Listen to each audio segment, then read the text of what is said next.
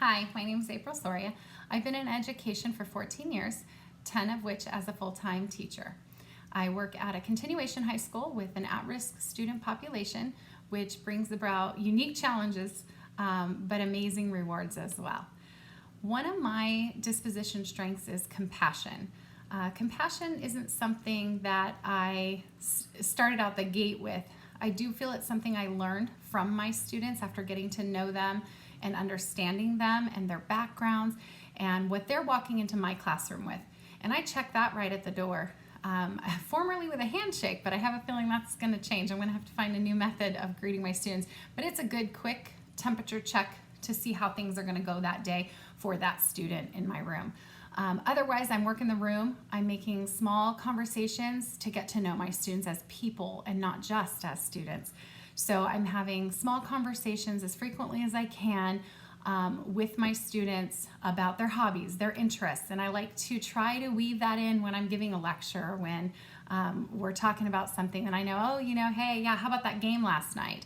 Gives me something to talk to the kids about, and I think that they appreciate that. And I do find the best connections happen over time with those small little interactions, and just shows that I care about them. My students, first and foremost, they have to be able to trust in me and believe in me as their teacher.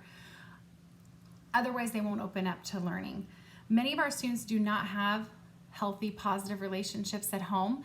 So I think to accomplish that relationship for them, to be a person that they can rely on and count on, the idea of professional conduct and honesty go hand in hand as disposition strengths for me in that case. One strategy to try to bring them in and see me as part of a team rather than an authoritative figure is we do a social contract with our students at Bowman. And that means they don't come into a set of rules, that we create a set of guiding principles as a team. And though I'm the team leader, I'm not above that social contract and can be held to those same standards. And then when they see this fairness and this openness and this honesty, they start to respond really well to that. They can see that I'm someone that can be counted on. So for professional conduct, that means I've got to be there on time. I have to look the part. I have to be prepared and reliable. They have to know that what I say, I mean, and I'm going to follow through with any promises that I make to them. Other ways that I demonstrate professional conduct is through the teams I work on. I'm on my school's leadership team, my department professional learning community, and the cabinet. As the ASB director, I meet with the administration and counselors. But my favorite is the relationship I have with my roommate. At my school, we share classrooms. We don't co-teach, so we might even be in different disciplines in some instances, but we are there in the same room. And it's one of the best opportunities for that quick, effective collaboration. These observations, quick discussions about a lesson, about a method, or maybe a discipline issue are some of the best to help guide teachers moving forward. Which kind of leads me nicely into the idea of reflection. I feel that I'm pretty good at reflecting upon, because I have said from day one I don't want to be the teacher that goes to the file cabinet. Whether it's virtual nowadays or otherwise, I'm not going to pull out that same lesson year after year. How boring is that?